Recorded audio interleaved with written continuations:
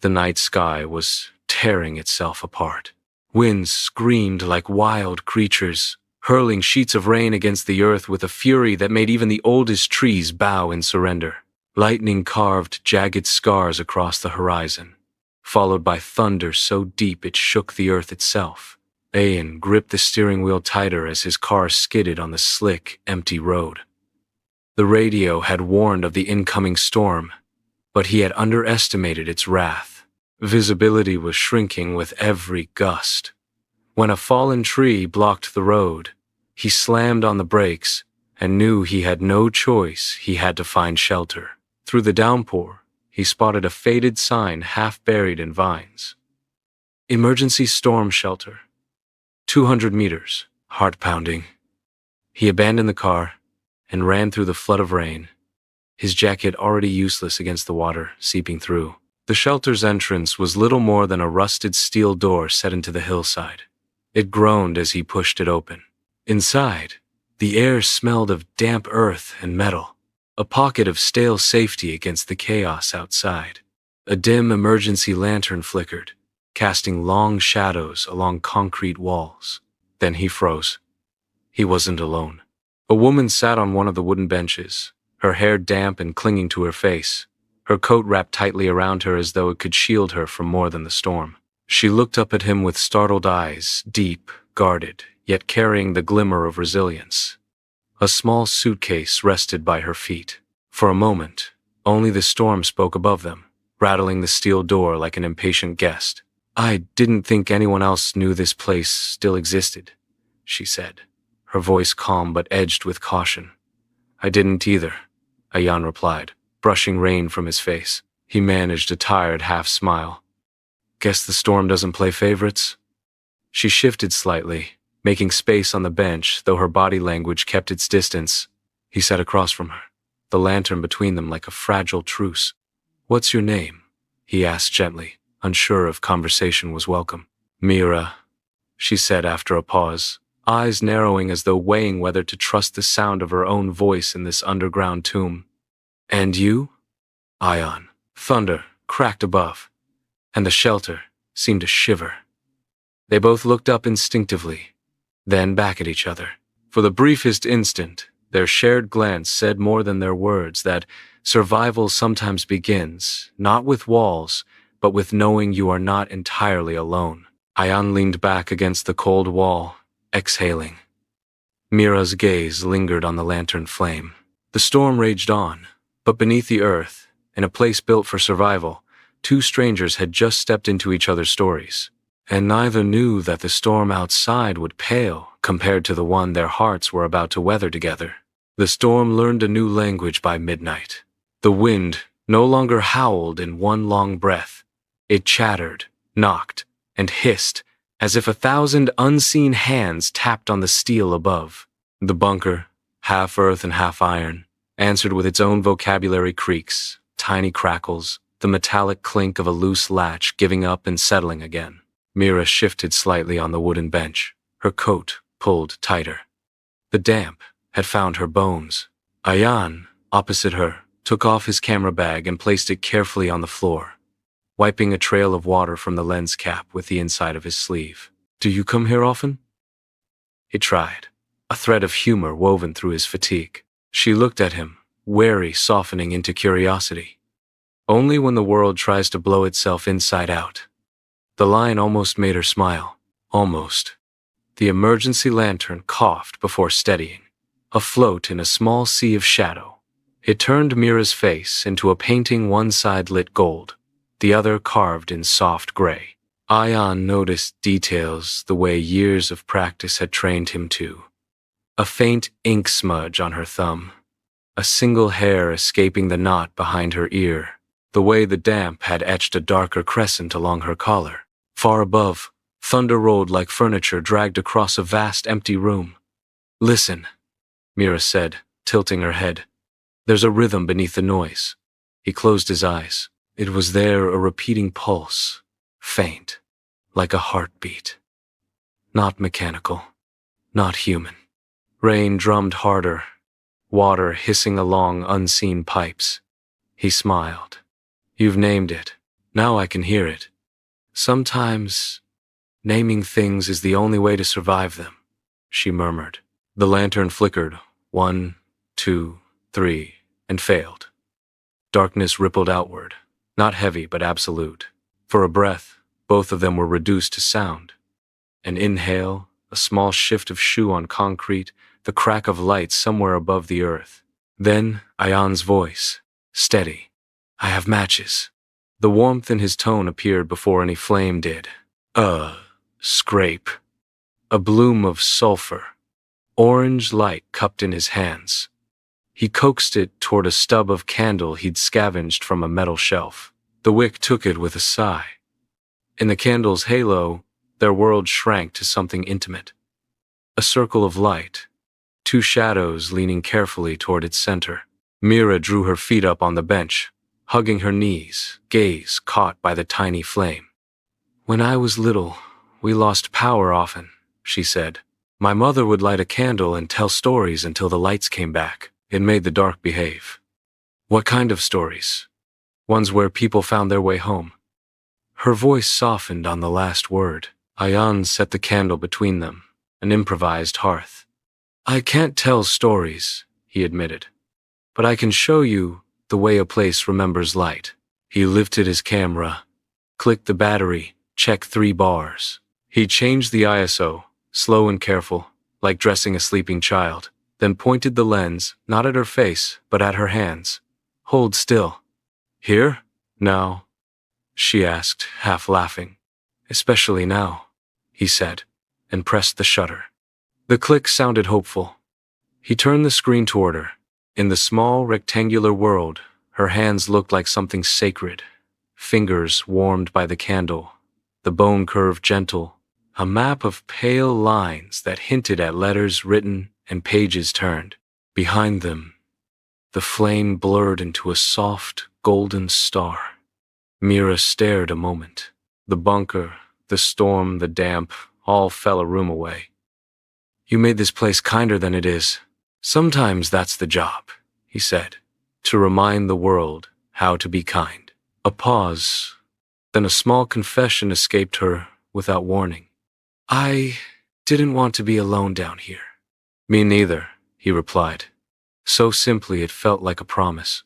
For a while they sat with the candle, watching it shorten itself in millimeters. Somewhere above, the storm raged to prove it still could. In the narrow underground air, something gentler raged, familiarity stitching itself between two strangers at the speed of breath. They took turns feeding the candle match to wick to patient glow until the bunker learned the rhythm and stopped protesting. The dripping slowed. Their clothes grew less wet and more merely damp. Your name, Mira said at last. It sounds like something I've read before. Ayaan? He smiled. It means pathway in a story my father used to tell. Did he tell many? Not enough, he said. And that was how his father entered the room through a door of absence. He left me a camera and a rule. Make the ordinary forgive itself, he'd say. I think he meant, don't wait for grand things to point your lens. She turned the thought in her hands. Maybe he also meant, don't wait for grand moments to love people. Ayaan nodded, as if her sentence had found the place his had been looking for. And you? What rules raised you? Mira considered. She unfolded her coat, pulled from an inner pocket a small notebook wrapped in a cloth, weather-stained, the corners gone soft. She placed it on the bench between them, half in shadow, half in light. This is where I put the things that won't leave my throat. Do you... He stopped himself. I don't need to read it. I know, she said, and that trust, offered and refused in the same breath, did something miraculous to the air. But some stories refuse to stay folded. My brother, Imad, he's brighter than me. Always has been. But the world likes to test brightness until it burns. She smiled, tired and proud. He's studying medicine. I'm the bridge that keeps him from falling between what we have and what it costs. And your mother? A long illness, Mira said softly. Some days the sky sits on her chest and won't get up. She taught me to make tea with ginger and to forgive storms as if they were people. I am good at the first one. She laughed, and the sound trembled. The second is harder. What about your father? Ayaan asked. Gone before I learned how to ask where to, she answered, not unkindly. Some absences teach you how to furnish an empty room. Silence settled. But it wasn't empty. It was a place where their words could lean on the same wall. She looked up. I was engaged once. It looked perfect from a distance, like a house painted the exact right color. Up close, the paint came off on your fingers. He wanted love that never asked for help. I wanted love that knew how to. What did you choose? Ayaan asked, though he thought he knew. My mother, she said. And myself. A soft shrug. I learned to carry more than I thought I could. Also learned that carrying isn't the same as being carried, the flame whispered. Water found a new path somewhere, then gave it up. I'm sorry, Ayaan said, meaning, I'm sorry for the wait, for the rooms you had to furnish alone, for the days the tea did not help. I'm not, she replied after a beat. Not anymore. I survived what I chose. That's different from surviving what you're given. He absorbed it. Will you let me help? Not because you need me, but because I am here. Her eyes met his and did not look away. Maybe I already have. A bolt of thunder decided to applaud, shaking dust from the ceiling. In that brief shower of old earth, they both laughed, the kind that sticks to ribs. When it faded, something in the bunker had shifted. Not the walls, not the pipes, but the distance that had kept their names from leaning on each other. Tell me one rule you broke, she said, suddenly playful. He pretended to think. I once climbed a museum barrier to photograph the light on a statue's face. Did they arrest you? Worse, he grimaced. They escorted me out politely. She laughed again, covering her mouth as if not to wake the sleeping city above them. Her laughter became a candle of its own. Ayaan found himself memorizing it the way you memorize a road you know you'll need in the dark. Your turn, he said. I kept a stray cat in a no-pets apartment for 6 months, she confessed. Named him afterward. Afterward? He came after a story ended, she said simply. And taught me how to begin the next one. They sat until the candle thinned to a bead of wax around the wick. When it finally sighed itself into smoke, they didn't rush to relight it. They let the dark be dark, aware now that some lights don't live in flames. Try to sleep, Ayaan said, voice low. Only if you wake me when the world starts again, she murmured, lying on the bench, arms folded beneath her head. I will. And because he said it like a vow, she believed him. The storm rolled on, but somewhere a hinge in the night turned softly, and the hours began to open. It was the hour when even storms get tired. The rain no longer attacked. It persisted, like a truth you've stopped arguing with. The bunker's air warmed by a degree or two. Ayaan watched Mira's breathing even out, a steady rise and fall, a metronome against the irregular percussion overhead. He stood, stretching the ache from his shoulders, and walked the bunker's edges with the measured caution of someone tracing a map by fingertips. There was a supply shelf with old, dusty tins, a coil of rope, a first aid kit with a cracked clasp, a folded tarp that had learned patience. He found 2 thermal blankets, silver on one side, dull on the other, and brought them back like prizes won by listening. He unfolded one and draped it over Mira carefully, like a promise you don't want to wake. She stirred, brow pinching for a second, then eased again. Ayaan lay the other across his own knees and sat on the floor near her bench, back to the wall, camera at his side. The smell of wet earth grew deeper, clean, mineral, grounding. Somewhere a drop counted time, plip, plip, plip, steady as a pilgrim. Half an hour passed. Then, an hour. Sleep approached, examined him, decided to stay only lightly. He closed his eyes. The storm dreamed of rivers. He dreamed of a house with windows that refused to be shut. A soft sound woke him. Fabric whispering. Mira was awake, watching him through the gray. There was no lantern now, only the thin suggestion of her outline.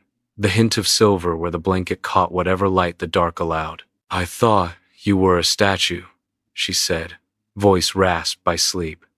"I can pose for long when I need to," he replied, smiling without showing teeth. "How long? 2 hours, maybe?" She sat up slowly, the blanket sliding to her lap. "I had the good kind of dreams. The kind where the world is not nicer, but you are stronger." "I found coffee," he said, lifting a tin. "Instant. Archaic. Possibly from the last century. Delicacy," she declared. He made it with bottled water warm between his palms, absurd and perfect. They blew on the steaming cups as if their breath could season them. The first sip was disappointing. The second was better because they decided it would be. "Do you think the road will be passable when this ends?" she asked. "Not at first," he said honestly. "But passable isn't the same as possible." He tipped his head. "Where did you need to be?" "Back in the city by morning," Mira said. "A shift, and—" She hesitated, and to hand in a notice. "A job? A job that forgot what I am besides useful," she said. "I kept telling myself it was temporary." Temporary became a room with no windows. She looked at her hands. "I've been saving to leave. Or perhaps saving the courage to—" He watched her with the care of someone reading a fragile page. "Consider this a weather report then. Changing conditions. Strong chance of new light." She smiled at the phrasing, but it reached her eyes. "What about you? Where did you need to be?" He exhaled. "An assignment that matters. A gallery pitch I can't afford to fail. A rent due date that doesn't care about art. And yet—" His gaze drifted to her notebook where it rested between them. "I keep thinking the important thing today is that your pages keep being written." "They will," she said. "If I have to stitch words out of rain, they will." A tremor shuddered through the shelter. Plaster dust fell in a glittery sigh. The sound was not catastrophic, more like a reminder that nothing underground is permanent. They both looked up reflexively. "Do you ever feel," Mira asked, "that your life is a room you've been rearranging instead of leaving?" "All the time," Ayaan said softly. "But tonight it feels like the door is nearer than I thought." He pulled the rope from the shelf and tested its strength, more out of habit than plan, then folded it neatly again. Doing something with his hands steadied the part of him the storm shook loose. "Can I ask something unfair?" she said. "You can ask," he said. "We can judge the fairness together. If we hadn't been forced into this place, would we have spoken this much?" He took time, the respectful kind. "I don't know. But I know talking to you doesn't feel forced. It feels granted." She held his gaze. "I'd like to keep the grant." "Then we will," he said, as if it were the simplest decision because in this room, in this hour, it was. The rain gathered itself for another long, even chorus. In its music, their breaths found duet. Mira leaned back against the wall, eyes half closed, and began to tell him the smallest story about a pothole on her street that filled with sky every time it rained, about the sparrow that bathed there, arrogant as a king. Ayaan added one of his own about a window in a building facing west that turned to gold at exactly 5:14 p.m., no matter the season. "Maybe we should make a list," she said, smiling. "Ordinary miracles." He held up his camera. "Entry number 1, he said. 2 people learning how to be less alone. Underground. Accepted," she whispered. The hours did not hurry. They did not drag. They behaved as if they had been waiting to be spent this way carefully, with attention. When the candle was lit again toward morning, their shadows braided on the concrete like handwriting. The bunker had not grown larger, but it felt less small. Outside, the storm gathered itself for the next act. Inside, their story reached the edge of a quiet turning, one neither thunder nor time could unmake. The storm had turned the night into an endless corridor. Each hour felt borrowed, each gust above like footsteps running somewhere they couldn't follow. Mira sat cross-legged on the bench, her notebook open on her lap. She didn't write. only traced the edges of an unfinished sentence. Ayaan, sitting opposite her, leaned forward. "You never finish your pages." "Sometimes," she said. "But more often I leave them open-ended, like a door I might want to walk through later. Or like a wound that never quite closes," he said gently. Her eyes flicked up to his, sharp with recognition. Then, slowly, she nodded. "Yes, exactly that." A silence fell, not empty, but heavy with what hadn't yet been spoken. The storm above growled. Mira took a breath, steady and deliberate. "I told you about the fiancé I left.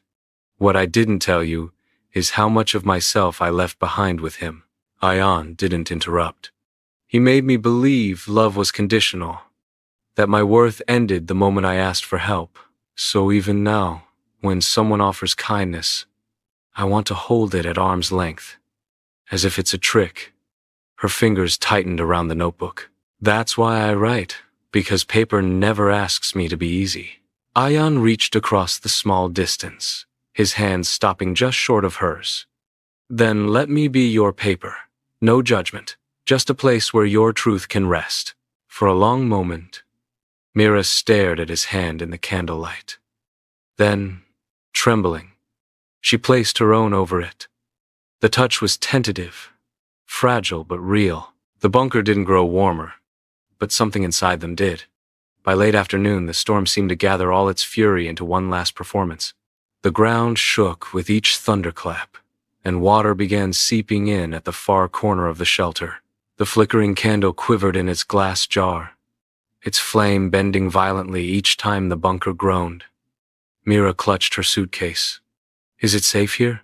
Ayaan tested the steel door it held, but the hinges moaned like they were remembering age. "It's built for survival. It will hold," he said. Though his voice betrayed his own doubts, another tremor shook the ground. Mira stumbled, and Ayaan caught her. For an instant, they clung to each other, not out of choice but necessity. Her breath was quick against his chest. "I hate storms," she whispered. "Then don't face this one alone," he said, his arm steadying her. "Not anymore." The bunker rattled again, dust sifted down from the ceiling. But within that trembling world, their closeness became its own foundation. For the first time since entering the shelter, Mira closed her eyes, not in fear, but in trust. Trust that if the world above collapsed, someone would be holding her when it did. After a night that seemed eternal, the storm finally softened. Rain slowed to a steady drizzle. The silence that followed was heavier than thunder, as if the world was holding its breath. Ayaan pushed the steel door. It groaned, but opened to reveal a sky-washed pale gray. Trees bent low but still stood. Puddles mirrored the broken clouds like scattered pieces of a cracked mirror. Mira stepped out, blinking at the fragile morning light. The air smelled of wet earth and second chances. She held her notebook tightly against her chest, as if protecting a heart too raw to be touched by daylight. "So," she said, her voice trembling, "do we step back into our lives and forget this ever happened?" Ayaan turned to her, his eyes steady. "I can't forget a night when the world almost ended but gave me you." Her breath caught. She wanted to believe him, but fear lingered like the storm's aftertaste. What if this was only because of the storm? What if outside, in the noise of ordinary days, this connection disappears? "Then let's not wait for ordinary days," Ayaan said. He took her hand, firm and sure. "Let's choose each other now, while the storm is fresh in our bones, and while the memory of surviving together is still alive." The drizzle pattered softly around them. Mira closed her eyes, let the damp air kiss her skin, and whispered, "Then I choose you. Here. Now." The shelter receded behind them as they walked, hand in hand, down the soaked road. The world looked bruised, but alive. Trees bowed with water. Birds ventured tentative notes, and the horizon cracked open with light. Mira stopped suddenly. "Wait." She opened her notebook to a blank page, pulled a pen from her coat, and began to write. Her hand shook, but her words were steady. "This is where the storm ended, and something else began. If we ever doubt it, we will return to this page and remember. She tore the sheet carefully and handed it to Ayaan. Keep this. A reminder. He folded it gently and slipped it into his camera case. And when the world doubts us, I'll show it this proof that storms can give birth to love. They resumed walking, puddles splashing beneath their steps. The road ahead was uncertain, scattered with debris and silence, but they carried a new certainty. That love, like storms, doesn't ask permission to arrive. It simply comes, reshaping everything in its path. At the hill's crest, they paused. Behind them, the bunker stood hidden, anonymous. Just a door in the earth. But for them, it would forever be the place where two strangers weathered a night and came out not broken, but found. Mira slipped her hand into his. The world will have other storms. Good, Ayaan said, smiling. Then we'll have other shelters. And together they walked toward the horizon, the storm now only an echo behind them, and love fragile, defiant, and unshakable burning quietly ahead.